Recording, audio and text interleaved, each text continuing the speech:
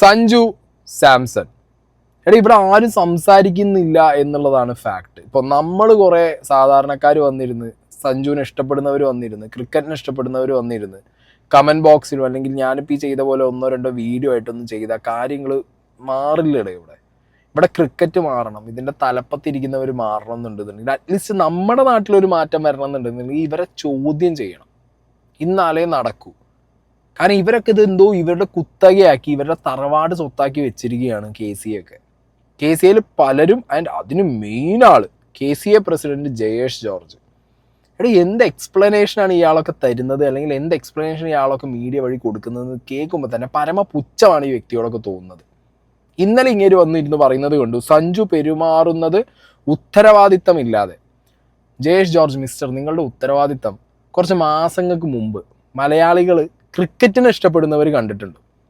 നിങ്ങളുടെ K C എയിൽ നിങ്ങളുടെ മൂക്കിന് താഴെ ഇരുന്നൊരു കോച്ച് കുറേ കുട്ടികളെ വളരെ മോശമായ രീതിയിൽ ഉപദ്രവിച്ച് പല കേസിലും, ബോക്സോ അടക്കമുള്ള കേസിൽ അകത്തായ സമയത്ത്, അതിന് ഇൻഫർമേഷൻ നിങ്ങൾക്ക് കിട്ടുന്ന സമയത്തും അതേ കോച്ചിനെ നിങ്ങൾ പിങ്ക് ടീമിൻ്റെ ഭാഗമാക്കിയിട്ട് നിങ്ങൾ ഡിക്ലെയർ ചെയ്ത് വിട്ടിട്ടുള്ള ഒരു പരിപാടി നിങ്ങൾ കാണിച്ചു. രണ്ടാമത് പോലീസ് കേസും വിഷയമായ സമയത്ത് നിങ്ങൾ എന്ത് ചെയ്തു?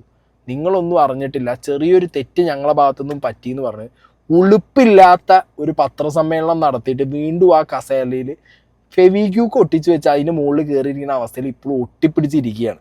നിങ്ങളുടെ മൂക്കിന് താഴെ ഉത്തരവാദിത്തം എന്ന് പറഞ്ഞ സാധനം നിങ്ങൾക്ക് ഉണ്ടെന്നുണ്ടെങ്കിൽ, നിങ്ങൾ പ്രസിഡൻ്റ് ആയിട്ടിരിക്കുന്ന സമയത്ത് ഒരു കോച്ച് ഇത്രയും തെണ്ടിത്തരും വൃത്തികേടും കാണിക്കുമ്പോൾ അത് അറിഞ്ഞില്ല, അറിയാതെ ചെയ്തു, അബദ്ധം പറ്റി എന്നൊക്കെ പറഞ്ഞിട്ട് പിന്നെ അവിടെ പിടിച്ചിരിക്കരുത്. ഇറങ്ങിപ്പോണം അവിടുന്ന്. അപ്പം ചെയ്യേണ്ടിയിരുന്നു. അത് നൈസായിട്ട് നിങ്ങൾ എന്ത് ചെയ്തു? തെറ്റ് പറ്റിപ്പോയി, അങ്ങനെ സംഭവിച്ചു, ഉത്തരവാദിത്തം ഇല്ലേ അപ്പം നിങ്ങൾക്ക്?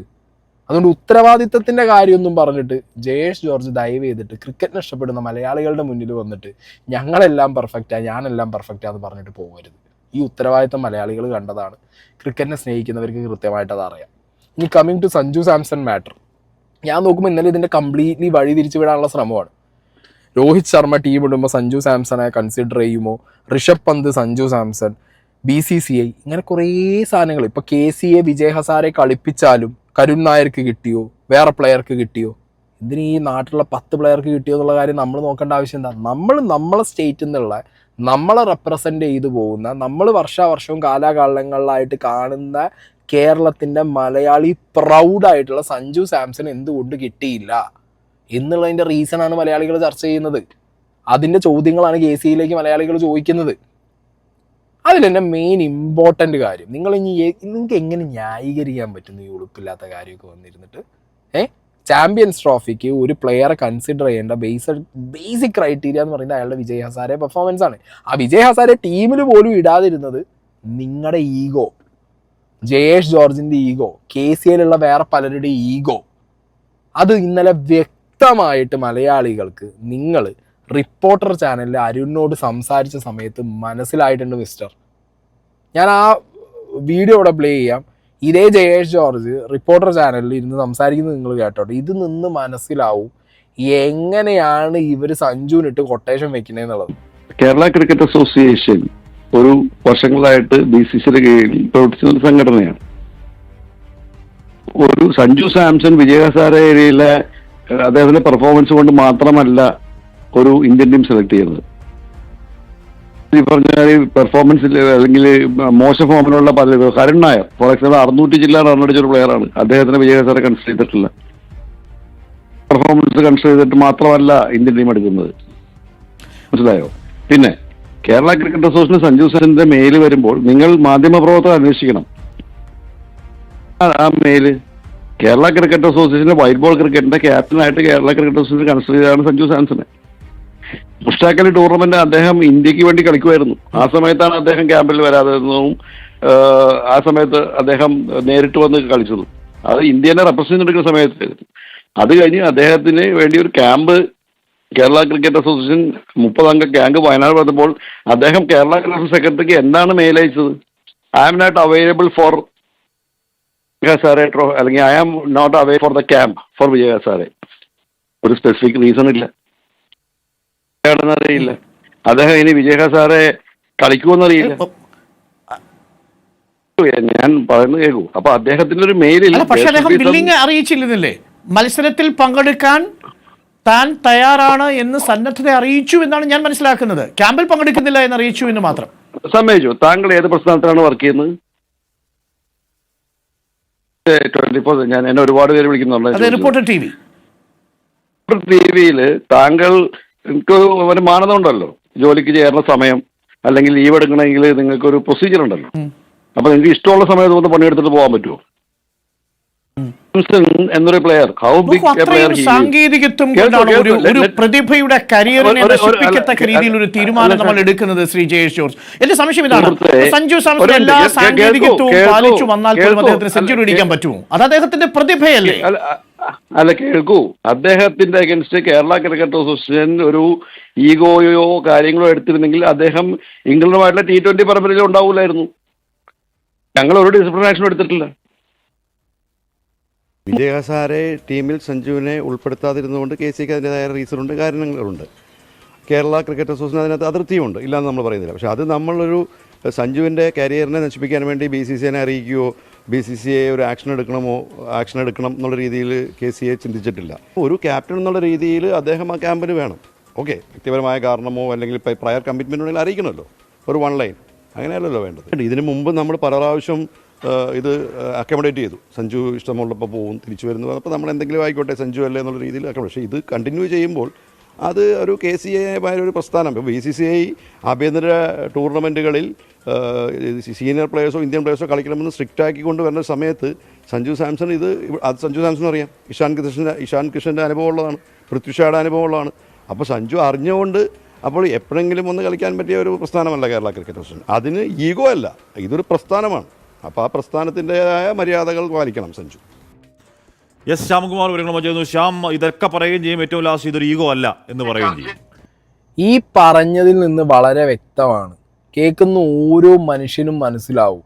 നിങ്ങൾക്ക് ഒരു എക്സ്പ്ലനേഷൻ കിട്ടിയില്ല. ഒരു പ്ലെയർ 3 ദിവസത്തെ ക്യാമ്പ് അറ്റൻഡ് ചെയ്യാൻ വേണ്ടിയിട്ട് അത് പറ്റില്ല എന്ന് പറഞ്ഞൊരു മെയിൽ അയക്കുമ്പോൾ കാരണോ അത് സഹിതം എല്ലാ സാധനങ്ങളും നിങ്ങളെ ബോധിപ്പിക്കണം എന്നുള്ള നിങ്ങളെ സ്ട്രക്ചറൽ ഫോർമാറ്റൊക്കെ നിങ്ങൾ ഫോളോ ചെയ്യുന്നവരാണെങ്കിൽ നിങ്ങളോടൊരു ചോദ്യം ചോദിക്കുന്നു. ഇതേ വിജയ് ഹസാരയിൽ ഇതേ ക്യാമ്പ് നിങ്ങൾ പറഞ്ഞ ഈ സ്ട്രക്ചേർഡ് ഫോർമാറ്റിൽ വരാതെ മാച്ച് കളിക്കാൻ നിങ്ങൾ റീപ്ലേസ്മെൻ്റ് ആയിട്ട് ആളെ കൊണ്ടുവന്നിട്ടില്ലേ? ഇനി സീനിയർ ജൂനിയർ പ്ലെയർ ആണെന്നുണ്ടെങ്കിൽ ഇതേ വിജയ് ഹസാരയിലും ഇപ്പം ഇറങ്ങിയ രഞ്ജി ട്രോഫിയിലൊക്കെ ഇപ്പം നടക്കുന്ന ഇനി നടക്കാൻ പോകുന്ന രഞ്ജി ട്രോഫി മാച്ചിലൊക്കെ സ്ക്വാഡിലുള്ള 38-36 വയസ്സായിട്ടുള്ള സീനിയേഴ്സ് ഇല്ലേ? നിങ്ങൾക്ക് മുട്ടാപ്പോക്ക് ന്യായങ്ങൾ പറഞ്ഞ് ന്യായങ്ങൾ നിരത്തി നിങ്ങൾ കാണിച്ച തെമ്മാടിത്തരം കവർ ചെയ്യാനാണെന്നുണ്ടെങ്കിൽ ദയവേത് മീഡിയയിൽ വന്നിരുന്നിട്ട് ഇങ്ങനത്തെ ബ്ലണ്ടറുകൾ വിളിച്ച് പറയരുത്. ഇനിയിപ്പോൾ വിജയ് ഹസാരെ കളിച്ചിരുന്നെങ്കിലും BCCI സഞ്ജുവിനെ സെലക്ട് ചെയ്യുകയോ ഇല്ലയെന്ന് അറിയില്ലായിരുന്നു. അതിനെ നിങ്ങൾ നോക്കേണ്ട ആവശ്യം.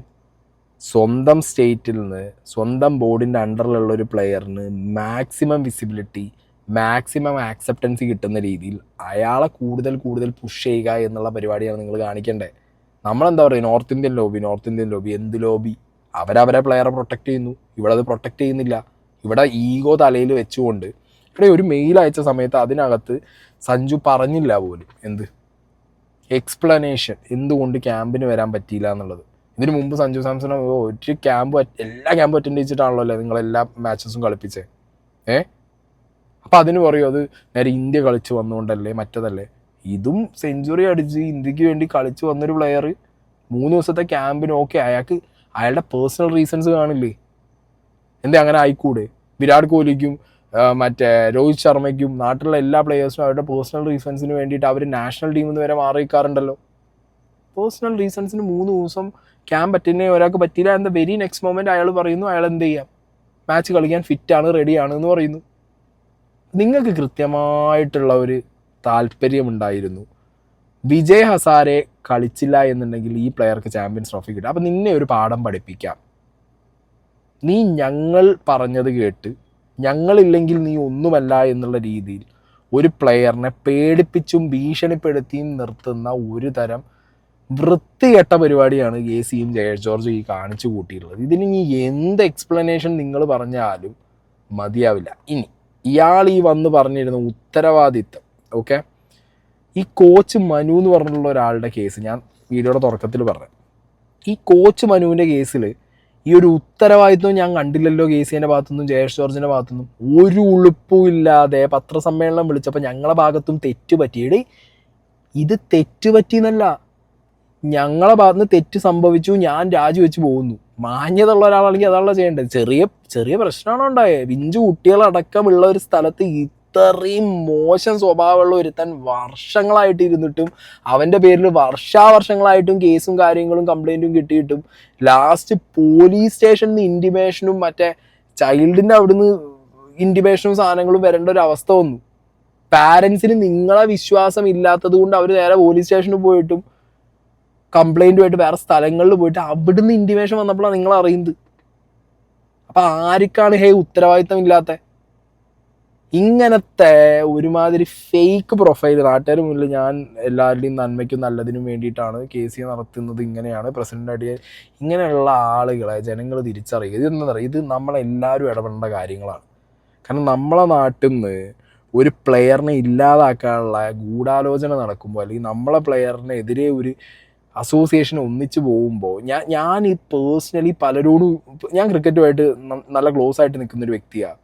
എനിക്ക് അത്യാവശ്യം കാര്യങ്ങളെക്കുറിച്ച് നല്ല വിവരവും ബോധവും ബുദ്ധിയുണ്ട്. കാരണം ഞാൻ ഈ ഒരു സംഗതി കണ്ടും കേട്ടും വളരുന്ന ഒരാളാണ്. അപ്പം നമുക്ക് പലരും മിണ്ടാതിരിക്കുന്നത് കാണുമ്പോൾ സത്യം പറഞ്ഞാൽ പുച്ഛമാണ് പലരോടും തോന്നുന്നത്. ഫോർമൽ പ്ലേയേഴ്സ് കേരളത്തിലുള്ള ഇതിന് മുമ്പ് ഇന്ത്യ കളിച്ചതും അല്ലെങ്കിൽ രഞ്ജി ട്രോഫി കളിച്ചതും സ്റ്റേറ്റ് ലെവലും നാഷണൽ ലെവലും റെപ്രസെൻറ്റേഷനുള്ള ആളുകൾ നിങ്ങൾ പരമപുച്ഛം അടക്കി നിങ്ങൾ നിൽക്കുന്നത് കാണുമ്പോൾ നിങ്ങളോടൊന്നും പറയാനില്ല. ഞാൻ പത്രസമ്മേളനം ഞാൻ വിട്ടിട്ടില്ല, പത്രസമ്മേളനം ഞാൻ അവിടെ വെച്ചിട്ടുണ്ട്. ഇവിടെ ഞങ്ങൾക്ക് ഒരു വീഴ്ച, KCക്ക് വീഴ്ച പറ്റിയിട്ടില്ല. കാരണം ഞങ്ങളിത് മാറി നിൽക്കുന്നു, അല്ലെങ്കിൽ അങ്ങനെയൊക്കെ ചെയ്യാൻ വേണ്ടിയിട്ടുള്ള അത് വീട്ടിലല്ല വീഴ്ച പറ്റിയിട്ടില്ല. അന്ന് ഞങ്ങൾക്ക് പറ്റിയ വീഴ്ച ഞങ്ങളുടെ അറിവില്ലായ്മ കൊണ്ടാകാതിരിക്കാം. ഇവരെല്ലാവരും വന്ന് ഞങ്ങളുടെ ഇങ്ങനെ ഒരു സംഭവം പറഞ്ഞപ്പോൾ ഇതൊരു എന്താ പറയുക, കോച്ചിനെ ട്രാപ്പ് ചെയ്യാൻ വേണ്ടി ഒരു സെലക്ഷൻ്റെ ഭാഗമായിട്ട് ബന്ധപ്പെട്ടെന്ന് വന്ന് പറയുന്നു. എല്ലാവരും, ഒരാൾ വരെ മനുവിനെ അഗൻസ്റ്റ് എന്ന് പറഞ്ഞിട്ടില്ല. എല്ലാവരും മനുവിനെ സപ്പോർട്ട് ചെയ്ത് ഇദ്ദേഹത്തിന് തിരിച്ചു കൊണ്ടുപോകണമെന്ന് പറഞ്ഞപ്പോൾ ഞങ്ങളതിനൊരു എന്താ പറയുക, ഒരു മുൻവിധിയോടെയോ അല്ലെങ്കിൽ ആ ഒരു സംഭവം ആ കുട്ടികളെയും പേരൻസിനെയും വിശ്വസിച്ചു. കാര്യം 12, 11, 10, 13 വയസ്സുള്ള കുട്ടികളാണ് പറയുന്നത് തിരിച്ചു വരണം, തിരിച്ചെടുക്കണം, ഇത് കള്ളപരാതിയാണെന്നുള്ളത്. ഇത് ഞാൻ പറയുന്നത് വിത്ത് പ്രൂഫാണ്. ഈ ഒരു സ്റ്റേറ്റ്മെൻറ്റ് ഇവർ പോലീസ് സ്റ്റേഷനിലും ഈ പറഞ്ഞ പേരൻസെല്ലാം പോയി കൊടുത്തിട്ടുണ്ട്. ഞങ്ങളത് കാണിച്ചു തരാം, ഞങ്ങളുടെ കയ്യിലുണ്ട്. ഈ കുട്ടികളും ഈ മാതാപിതാക്കളും എല്ലാം പോയി പോലീസ് സ്റ്റേഷനിൽ സ്റ്റേറ്റ്മെൻറ്റ് കൊടുത്തു. പോലീസ് അത് നമ്മുടെ പോക്സോ കോടതിയിൽ ഹാജരാക്കി, കേസ് നടന്നു. അത് എനിക്ക് തോന്നുന്നു ഔട്ട് ഓഫ് കോർട്ട് സെറ്റിൽമെൻറ്റോ മൊഴി മാറ്റി പറഞ്ഞുകൊണ്ട് അതന്നത് മീൻസ് അങ്ങനെ മനുവിനെ കുറ്റമുക്തയായിട്ടൊരു അക്വിറ്റ് ചെയ്തിട്ടുള്ളൊരു ഓർഡർ വന്നു. ഈ ഒരു പ്രൊസീജിയർ. അപ്പോൾ അതുവരെയും കേസ് അറിഞ്ഞിട്ടില്ല, ഇങ്ങനെ സംഭവം ഇവിടെ പരാതി കിട്ടിയിട്ടില്ല. രണ്ടാമത് എന്തിനെടുത്തു എന്നുള്ള കാരണം ഇതാണ്. അവർ വന്ന് അവരുടെ ആവശ്യപ്രകാരമാണ് ഇത് തിരിച്ചെടുത്തത്. മനു കോച്ചിങ് ഇവിടെ കണ്ടിന്യൂ ചെയ്യുന്നു. രണ്ടാമത് 2024 ഈ അടുത്ത് ഞാൻ കണ്ടിന്യൂറ്റി പറഞ്ഞോളാം. 2024 നമ്മുടെ പിങ്ക് ടൂർണമെൻറ്റിൻ്റെ ഇടയ്ക്ക് ഈ ഒരു ഇപ്പോഴത്തെ പരാതിക്കാരി മനുവിനെ അവിടെ വെച്ച് കാണുകയും അതനുസരിച്ചിട്ട് അവരും അവരുടെ മാതാവും കൂടി ചൈൽഡ് ഹെൽപ്പ് ലൈനിൽ പോയി അതനുസരിച്ച് പോലീസിൽ പോയി പരാതി കൊടുത്തു. നേരെ ഇവിടെ വന്ന് അന്ന് വിനോദാണ് ഇപ്പോഴത്തെ ജില്ലാ സെക്രട്ടറി, സ്റ്റേറ്റ് സെക്രട്ടറി വിനോദ സുകുമാറിൻ്റെ മുമ്പിൽ ഈ പേരൻറ്റും കുട്ടിയും വന്നിട്ട് ഇങ്ങനൊരു സംഭവം നടന്നിരുന്നു. അന്നത്തെ കാലത്ത് ഈ പറഞ്ഞ ഈ കുട്ടി പോലീസിൽ പോയി ചൈൽഡ് വെൽഫെയർ കൗൺസിലിംഗ് കഴിഞ്ഞിട്ട് വന്ന് പറഞ്ഞു ഞങ്ങൾക്ക് ഇങ്ങനൊരു പരാതി ഞങ്ങൾ കൊടുത്തിട്ടുണ്ടെന്ന് പറയുമ്പോഴാണ് രണ്ടാമത്തെ ഈ ഒരു ഇപ്പോൾ നടന്ന ഇൻസിഡൻ്റ് പരാതി കേസ് ഞങ്ങൾക്ക് വീഴ്ച പറ്റിയിട്ടുണ്ട്, ഞങ്ങളുടെ അറിവില്ലായ്മയുടെ. KCAയുടെ പ്രസിഡന്റ് ആയിട്ടിരിക്കുമ്പോൾ ആ KCAയുടെ മൂക്കും തുമ്പിൽ, പ്രസിഡന്റ് മൂക്കും തുമ്പിൻ്റെ അടിയിലിരിക്കുന്ന കോച്ച് നടത്തിയ പീഡന പരമ്പരകൾ അറിവില്ലായ്മ എന്ന് പറഞ്ഞും തെറ്റുപറ്റി എന്നും പറഞ്ഞും മീഡിയനെ അഡ്രസ്സ് ചെയ്യാൻ കാണിച്ച ഉളുപ്പില്ലായ്മ. ഓക്കെ, നിങ്ങൾക്ക് ഉത്തരവാദിത്വമില്ല മിസ്റ്റർ. മാന്യത ഉള്ള ഒരാളാണെന്നുണ്ടെങ്കിൽ ആ ടൈം രാജിവെച്ച് പോകും, മനസ്സിലായോ? പിന്നെ അവിടെ അട്ടിപ്പേട്ടിരിക്കൂല.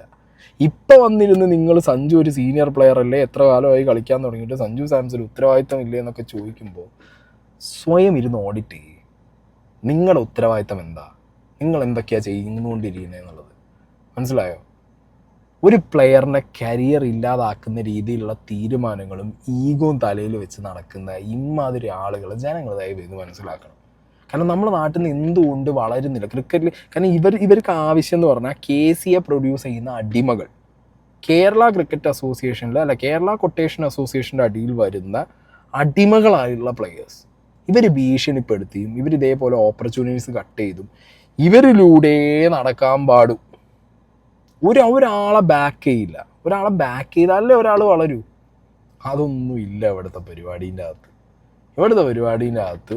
ഞങ്ങൾ അസോസിയേഷൻ, ഞാൻ അപ്പം തമ്പുരാൻ സുഭദ്ര, ഞങ്ങളാണ് കമ്മിറ്റി. മനസ്സിലായോ? ആഭരണപ്പെട്ടി കൊണ്ടുവരണ വേണ്ടത് ഞങ്ങൾ തീരുമാനിക്കും. ഇതാണ് KCA, കേരള ക്രിക്കറ്റ് അസോസിയേഷൻ ഇവിടെ ചെയ്തുകൊണ്ടിരിക്കുന്നത്, നടപ്പിലാക്കുന്നത്. ഈ സെറ്റപ്പിൽ കാര്യങ്ങൾ മുന്നോട്ട് പോകുമ്പോൾ അതിൽ നിന്ന് ഫൈറ്റ് ചെയ്ത് പുറത്ത് വന്ന് കളിക്കുന്ന സഞ്ജുവിനോട് എവിടെ ചോദിച്ചാലും സഞ്ജു എന്താ പറയുക, KCA എത്രയും സപ്പോർട്ട് ചെയ്തു, KCA അങ്ങനെ ചെയ്തു, സഞ്ജുവിന് KCAനെ കുറിച്ച് ചോദിച്ചാൽ 100 ആവാം ആ പ്ലെയറോട് ചോദിച്ചു കഴിഞ്ഞാൽ. പക്ഷേ എന്നിട്ടും ആ പ്ലെയറിനെ ഇങ്ങനെ കുത്താൻ വേണ്ടി മാത്രം, അല്ലെങ്കിൽ ഒരാളുടെ ലൈഫിൽ കരിയറിന് ഏറ്റവും പീക്കിൽ നിൽക്കുമ്പോൾ അയാളെ പിടിച്ച് ചവിട്ടി താഴത്തിട്ട് അല്ലെങ്കിൽ അയാളെ കാലിന് മുകളിൽ പിടിച്ച് വലിച്ചിട്ട് നിങ്ങൾക്ക് കിട്ടുന്ന സാഡിസം ഇതെന്താണെന്ന് മനസ്സിലാവുന്നില്ല മിസ്റ്റർ. മനസ്സിലാവും? ഇനി ഇതിൻ്റെ മുകളിൽ വന്നിരുന്നിട്ട് പ്ലീസ് ദയവ് ചെയ്തിട്ട് ചാനലായിട്ട് എല്ലാ ചാനലും, കാരണം നാട്ടുകാർ പൊട്ടന്മാരല്ല. ഞാൻ വീണ്ടും ഈ വീഡിയോയിൽ പറയുന്നു, ഈ പറഞ്ഞ ക്യാമ്പ് അറ്റൻഡ് ചെയ്യാത്ത വേറൊരു പ്ലെയറെ നിങ്ങൾ എന്തുകൊണ്ട് റീപ്ലേസ്മെൻ്റ് ആയി വിളിച്ച് കളിപ്പിച്ചു? ജൂനിയർ സീനിയർ ഇഷ്യൂ ആണെന്നുണ്ടെങ്കിൽ സീനിയർ പ്ലെയേഴ്സായ വേറെ സ്റ്റേറ്റിൽ നിന്നുള്ള 10, 38, 36 വയസ്സുള്ള പ്ലെയേഴ്സ് എന്തുകൊണ്ട് ഇപ്പോഴും കേരളത്തിൽ കളിച്ചോളൂ?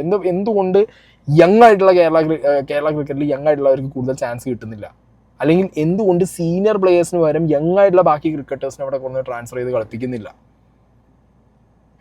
ജലജ് ഭായ് എന്ന് പറഞ്ഞൊരു വ്യക്തിന്, ജലജ് സക്സേന ഭയങ്കര പെർഫോമറാണ് കേരളത്തിന്, കിടിലൻ പെർഫോമർ, ഓഫ് സ്പിന്നർ, അത്യാവശ്യം ബാറ്റും ചെയ്യും, അങ്ങനെ വർഷങ്ങളായിട്ട് കേരളത്തിന് കളിച്ചുകൊണ്ടിരിക്കുന്നുണ്ട്.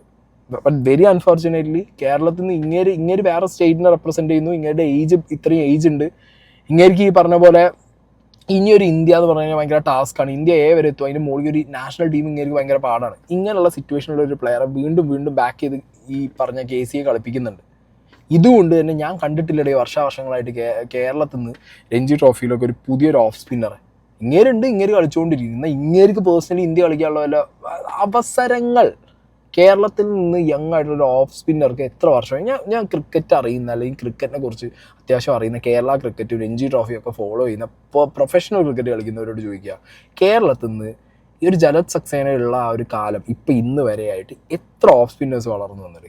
ഇവർക്ക് മാന്യമായിട്ട് ഒരു പ്ലെയറെ വളർത്തണം, കുട്ടികളെ വളർത്തണം, ക്രിക്കറ്റ് വളർത്തണം എന്നാണെന്നുണ്ടെങ്കിൽ ഇവരെന്താ ചെയ്യേണ്ടത്? ഒരു സീനിയർ പ്ലെയർ ഇത്രയും വയസ്സായാൽ ഇന്ത്യ കിട്ടാൻ ചാൻസ് ഇല്ല. പുതിയ കളിക്കാരെ കൊണ്ടുവരാം. ടീമിൻ്റെ തോൽക്കലോ ജയിക്കലോ അവിടെ ഇരിക്കട്ടെ, പുതിയ ആളുകൾക്ക് ഓപ്ഷൻ കൊടുക്കട്ടെ എന്നല്ലേ നോക്കുന്നത്. ഇത് എല്ലാ വർഷവും 3-4 പ്ലേയേഴ്സ് വേറെ സ്റ്റേറ്റിൽ നിന്ന് ഇവിടെ വന്നിട്ട് ഇവിടെ കളിക്കും ഗസ്റ്റ് എന്ന് പറഞ്ഞിട്ട്.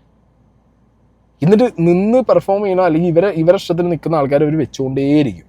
ബാക്കിയുള്ളവർ പിന്നെ ക്ലബ് ലെവൽ ക്രിക്കറ്റ് അത് വേറൊരു സാധനം. ഞാൻ പറഞ്ഞില്ല, ക്ലബ് ലെവൽ ക്രിക്കറ്റിൽ ഈ KCAയുടെ തലപ്പത്തിരിക്കുന്ന സെലക്ഷൻ ബോർഡിലൊക്കെ ഉള്ള കുറച്ച് വ്യക്തികളുടെ ക്ലബ്ബിലുള്ളവർക്കൊക്കെ സ്ഥിരമായിട്ട് രഞ്ജി ട്രോഫി, സയ്യിദ് മുസ്താഖ് അലി, ബാക്കി സാധനങ്ങളൊക്കെ കളിക്കാൻ കിട്ടുമോ, എല്ലാം ചെയ്യും.